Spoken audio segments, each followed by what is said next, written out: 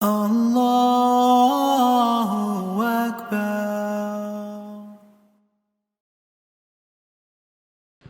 Alhamdulillahi Rabbil Alameen. Wassalatu wassalamu ala Imam al-Anbiya wal Mursaleen Sayyidina Muhammad sallallahu alayhi wa sallam wa ala alihi wa sahbihi wa man tabi'ahum bi ihsanin ila yawmiddin. Allahumma ja'alna minhum ameen. I want to first and foremost begin my time with you this morning by thanking you. This is obviously the parenting session. If we had to have a session for college or high school kids, it would have to be at their morning time, which is 1 p.m. And I want to also apologize on behalf of myself and potentially even the mistake in organizing. Generally speaking, it's better to give the later parts of the session to the more senior, trained, knowledgeable, veteran, tenured imams and leaders. And so for me to speak after Shaykhuna, Imamuna Khalid is actually, I consider it to be a lack of adab on my part. And so I want to apologize to you, Imam Khalid. I think it's especially important, given the socio-political reality that we are in the city that we are in, that the message that you just gave us is heard every session. And alhamdulillah, I think that alhamdulillah, has done a wonderful job in expressing the simple fact that Black lives do matter. And alhamdulillah, I want to thank ICNA and the speakers and the organizers for doing such a wonderful job. Takbir. Now, as we move on, inshallah, this is a topic that I'm particularly passionate about. It's something that I'm very sensitive to because of my work with young people. For those of you who don't know, I've served as a youth director and a Muslim chaplain for the past 5 or 6 years. I've worked with Muslim youth informally, formally, part-time, full-time for the last decade, alhamdulillah, and I would not have it any other way. But with that work, with that territory comes a lot of experience, comes a lot of stories, and unfortunately, a lot of work has to be done. A lot of construction has to happen. We have to build from where we are. Allah subhanahu wa ta'ala in the Quran, He teaches us something very important about the words that we use with regards to our children, our kids, no matter how old they are, whether they're young toddlers, teenagers, or they've graduated college, getting married, etc.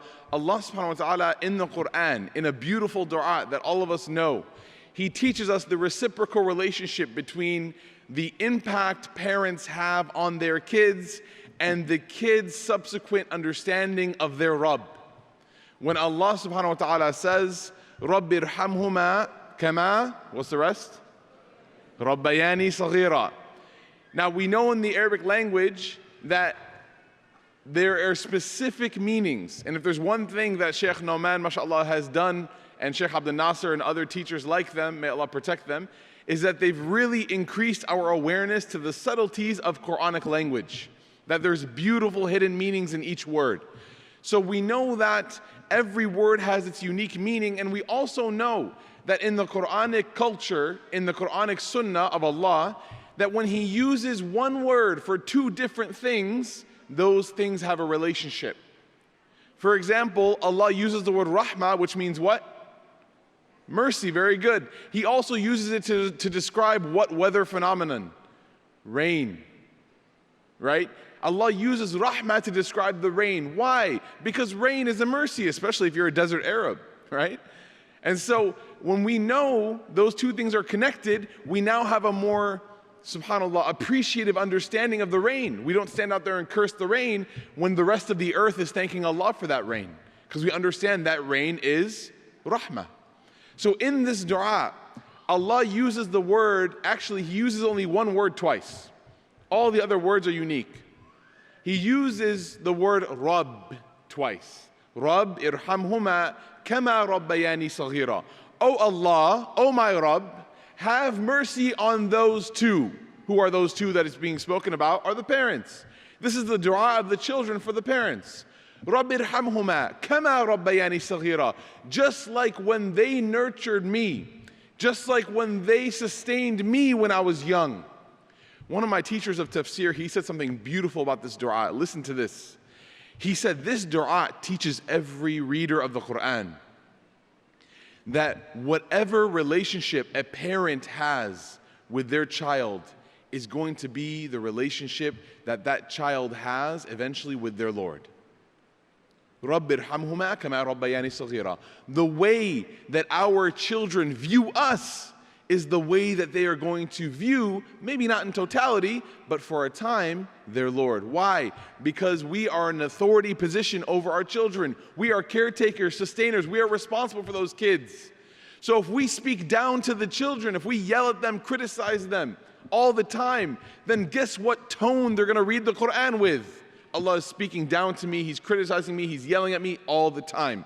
If we speak to them with love and care and compassion, then they will also see that in their relationship with Allah. This is part of the responsibility of parenthood. This is part of the responsibility of being a parent. And you know, when I interact with young people, the constant complaint that I get from them is that my parents don't treat me like I'm my own person. My parents don't treat me, and they say like an adult, and that's when I have to correct them. You're not quite an adult, right? They're like, yes, I am. I'm like, no, you're not. They're like, yeah, I am. I'm like, show me your cell phone bill. They're like, I don't have one. My parents pay for it, right? I'm like, okay, well, why don't we go out to eat? Can you pay for it? No, I have to ask my dad for money. Okay, so what kind of an adult are you, right? It's like, where do you live? Sesame Street? Like, what is it, you know, where's your apartment going to be, you know? But the idea is that even if they may not be full-fledged adults, they still deserve and really seek their own creative, intellectual, emotional space and their own entity of understanding. And it's important that as parents we give that to them. And the Quran and the Seerah especially, the Quran both and the Seerah, they teach us the value of offering opinion and intellectual capital to our children, even if there's no room for it. SubhanAllah. We all know the story of Prophet Ibrahim alayhi salam.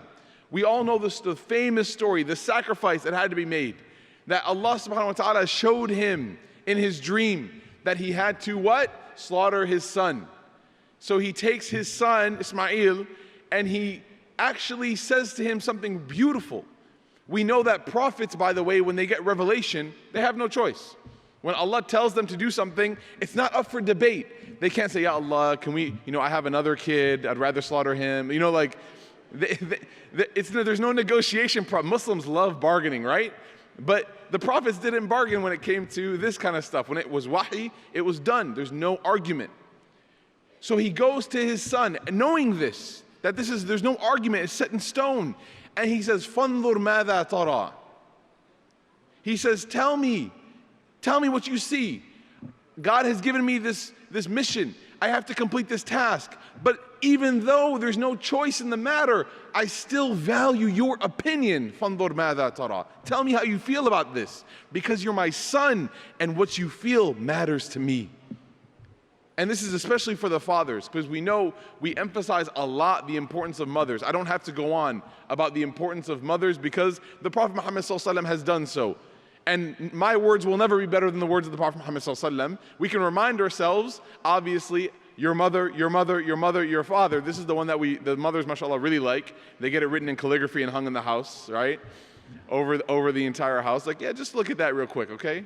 All right, honey, sweetie? Yeah, check that out, right?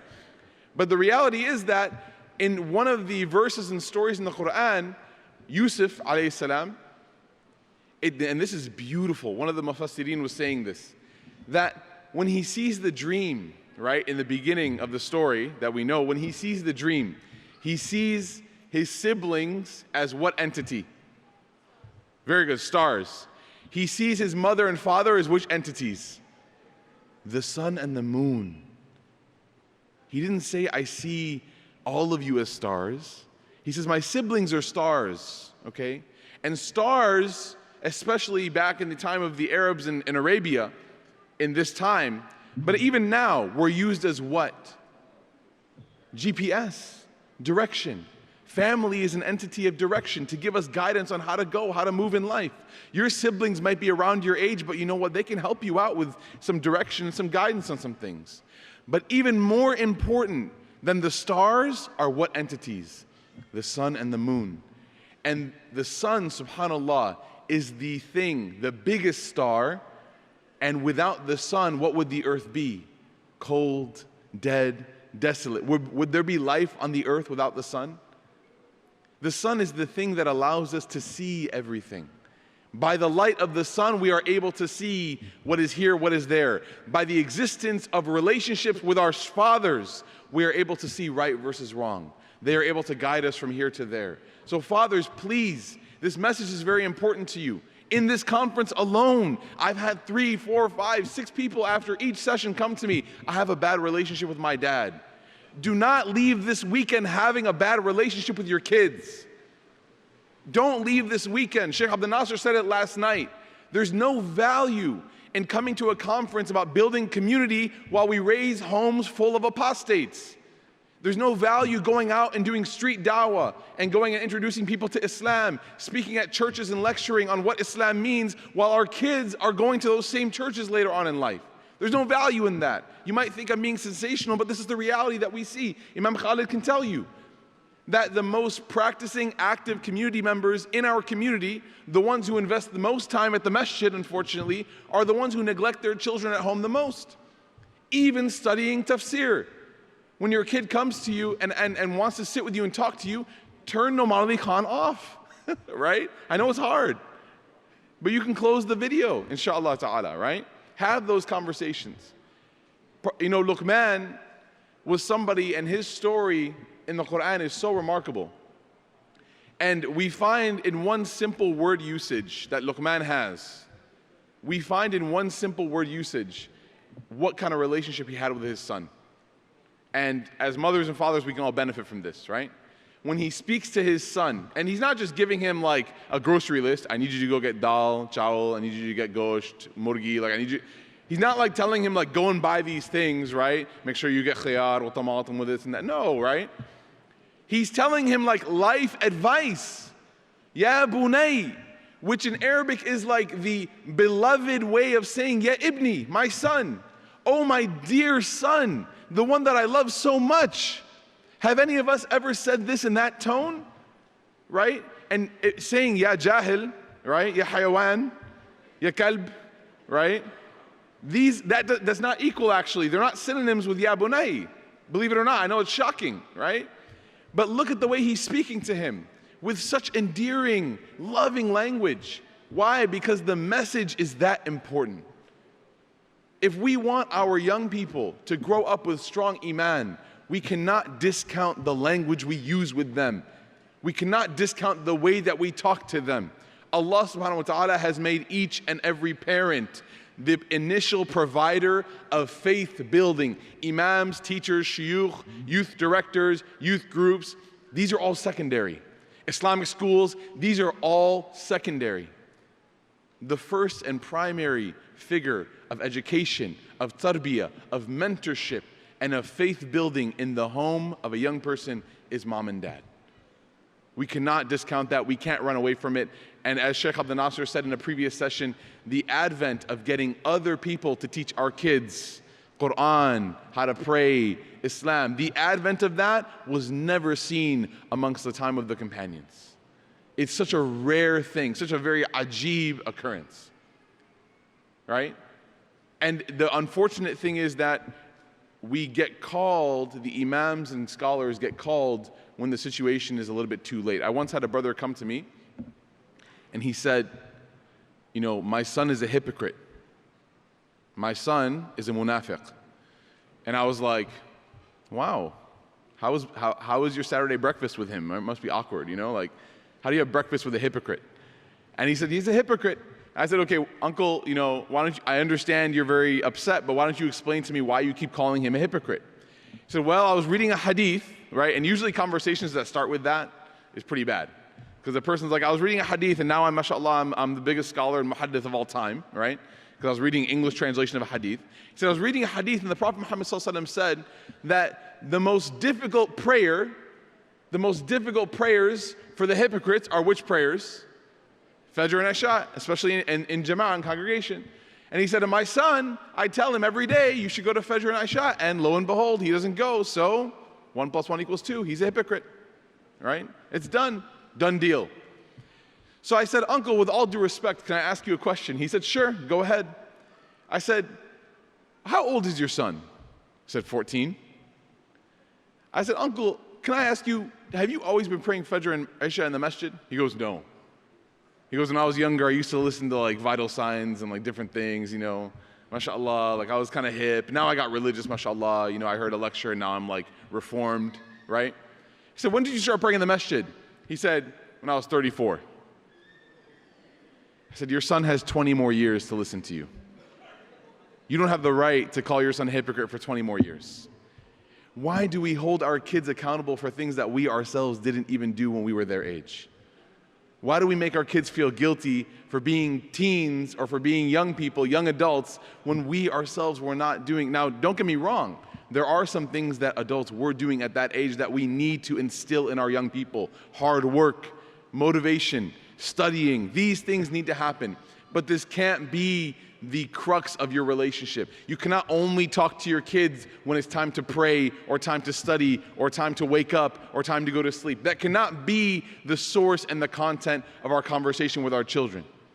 The Prophet Muhammad ﷺ would talk to Fatima radiallahu anha, his beloved daughter. He would talk to her about the issues of community when she was a pre-teen. When she was under the age of 13, he would ask her, talk to her, update her on the issues of community. When Zainab's husband, who was a non-Muslim at the time, in the Battle of Badr, when his daughter Zainab had requested that I want my husband to be released, he was so caring and merciful to his child that he actually released her husband, even though he was from the opposite side. He fought against them. And later on he converted, became a Muslim. He gave Uthman leave from going to a battle to take care of his sick wife, who was the daughter Ruqayyah. Right? This was the Prophet Muhammad ﷺ's management and upbringing of his children. And I'm telling you, if you find that your engagement with this faith, with Islam, with knowledge, with gaining knowledge, seeking knowledge, becoming more religious, whatever that means anyways, if you find that your journey on becoming more religious is distancing you from your family, then know that the knowledge you are gaining is a proof against you, not for you on the Day of Judgment. Families should be brought together by knowledge, not torn apart. The hadith that I remember most now, even as someone who is studying full time, the hadith that I remember most are the ones that my mother taught me sitting on the couch in our living room when I was 7, 8 years old.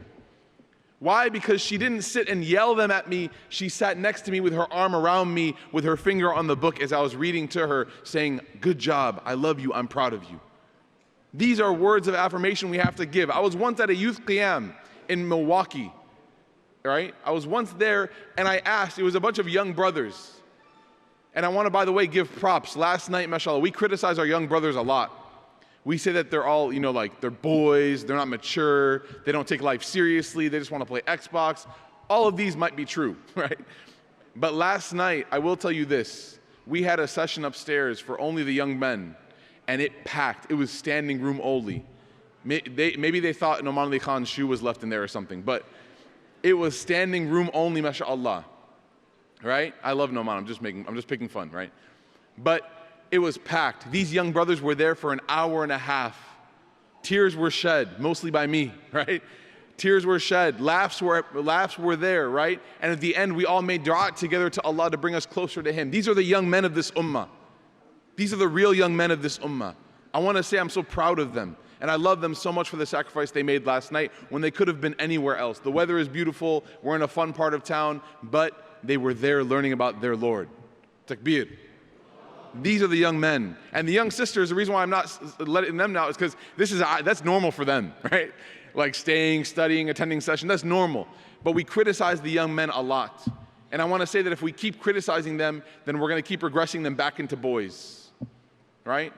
But I was at a youth qiyam and I asked a question to a group of young men, right? 13 and up. I said, how many of you can remember the last time that your parents said, I love you? And all of them raised their hands. And I said, how many of you remove the time when they said, I love you because you got an A on your last exam? And all of them lowered their hands. Literally, when I said, how many of you remember this? Without any academic performance, your parents just came to you and said, Wallahi, my son, I love you. You're such a good son, and I appreciate you. And no one raised their, this was a room full of 70, 80 kids. This is an issue. if the amount of criticism that we're offering to our young people is not cushioned, surrounded by, fortified by love and appreciation that is at least an equal amount, then we are internally destroying the hearts of our young people. We need to show them that we appreciate them. This was the culture of the Prophet Muhammad ﷺ, that he appreciated young people's struggles. He didn't, make them feel less. He went to Anas's brother and he buried, Ya Aba Umair, ma fa'al al-Nughair. Oh, Aba Umair, what happened to your bird? This young boy's bird passes away. And the Prophet Muhammad ﷺ goes and consoles him and buries the bird with him. This is the seal of prophethood, taking an hour or two out of his day to talk to a toddler about a pet that died. This was how he handled young people. Ask yourself, when is the last time as an adult, not necessarily a parent, as an adult, when's the last time we've given young people that kind of time, that kind of sensitivity, that kind of love? And we say, my kids, they're not like the kids of the companions. My kids, they yell in the masjid, they run and they play, they this and that. Do we treat our kids like the companions treated their kids? One time a Bedouin man came to the Prophet Muhammad ﷺ as he kissed Hassan Hussein. He showed his love for them, right? He kissed them. And a Bedouin man came to the Prophet Muhammad ﷺ and he said, you kiss your boys? Your young boys, you give them kisses? And the Prophet Muhammad ﷺ said, yes, of course, I love them. And the Bedouin man said, Wallahi, I have 10 sons. Not once have I ever kissed them. Right? Like macho man, trying to show something. The Prophet Muhammad ﷺ said, how can I help you if Allah has removed mercy from your heart? An indication that a person has rahmah in their heart is if they are able to show love to their children. If a person is unable or it's difficult for them to show love, unsolicited love, nothing that earned the love necessarily, but just unconditional. If a person is unable to show that love, the Prophet has taught us now in this hadith, that is an indication that rahmah is void from that person's heart altogether. He didn't say mercy for your kids. He said, how can I help you if Allah has taken mercy generally away from you? Allah subhanahu wa ta'ala protect us. Say Ameen. This is a huge issue. And I'm telling you that the foundation of our community, if you want to see it strong, if you want to see it move forward, if you want to see it become better, a community like the Prophet Muhammad ﷺ, one that when he sees us on the Day of Judgment, he will be proud of us. If you want to see that kind of community, that community starts at home. That community starts with happy, healthy marriages, happy, healthy relationships between spouses, kids and their parents, and then eventually it grows into what we know to be a community. We ask Allah subhanahu wa ta'ala to give us tawfiq. What are some ways that we can do this? Number one, for young people as well, because I know there are some young people here, make sure that right now, as soon as I am done giving this lecture, you pull out your phone and you text your kids or your parents words of love and words of forgiveness and words of asking for forgiveness. Parents too, ask your kids for forgiveness for any mistakes that you may have made. And if you feel like, why should I have to ask them for forgiveness? Then you really should ask them for forgiveness. Because there were times where you said something, parents, that destroyed your kids' self-esteem. There were times where you told them things like, you're a failure. I'm so upset with you that you didn't do this well. There were times where you said that and that really hurt them and they're not able to move on. They come to me at conferences with tears in their eyes. My dad said I'm a failure. My mother said that she's so disappointed in me. Ask your kids for forgiveness for those words. Kids, ask your parents for forgiveness. Beg them. I'm so sorry for what I've done that disappointed you. I'm going to be better. And then add some words of love. Tell your parents that, wallahi, without you, I don't know where I would be in this world. Tell your kids, Allah subhanahu wa ta'ala in the Quran, He uses 3 words for when He gives something. I'ata, ita, and hiba. The word He uses, I don't have enough time to talk about this. The word He uses for children, رَبَّنَا هَبْ لَنَا مِنْ أَزْوَاجِنَا وَذُرِّيَّاتِنَا قُرَّةَ أَعْيُنٍ. The word He uses for children is hiba. You know what hiba means in the Arabic language? A gift. The other 2 are provisions. Hiba is a gift. Parents, text your kids and say, I'm so happy Allah gifted you in my life. I would never have asked for any gift better than you being my son or my daughter. And this is the beginning of a relationship that Allah subhanahu wa ta'ala will be proud of, and that will please the Prophet Muhammad sallallahu alaihi wasallam. And we will find ourselves, subhanallah, on that day entering Jannah hand in hand with our families. Do we want that? Of course we want that. The ending days of the Prophet Muhammad sallallahu alaihi wasallam. Where did he spend his final days? Did he spend it in the masjid preaching until he passed away, alayhi salatu? He passed away in the lap of his wife. His daughter came in. Listen to this story as I conclude. His daughter Fatima came in, and she said, she was crying. And she hugged her father, she embraced him, and she was concerned. She knew that he was about to leave. And he whispered something in her ear, and she started laughing. And they asked her, they said, you were crying and then you started laughing. What happened? She said that my father told me that I will be joining him soon in paradise, and I became so overwhelmed. I became so overwhelmed with happiness that I couldn't hold my laughter. I just started laughing. Even though it means I'm going to leave this world, I just started laughing.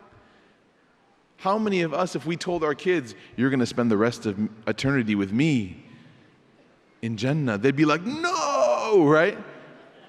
We want our kids that when those final moments are happening, may Allah protect us from painful endings. May Allah give us husn al-khatima. Say ameen.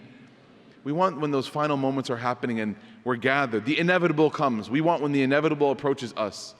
We want to be with our families, and we want to say, inshallah, I cannot wait to see everybody reunited in Jannah. We want everyone to spend time with each other in Jannah. Spouses, families, kids, parents, grandparents, dada, dadi, nana, nani, everyone. We want them all to be there, inshallah.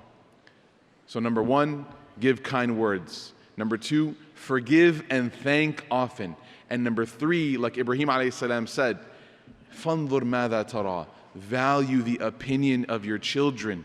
Let them speak, let them communicate, and don't stifle and mute them. Let them be heard. Even if you know that the situation is not going to change for whatever reason, ask them how they feel, validate their concerns, and give them your ear. Don't just give them your words. We ask Allah subhanahu wa ta'ala to make us successful. Jazakumullah khairan. Wassalamu alaikum wa rahmatullahi wa barakatuh.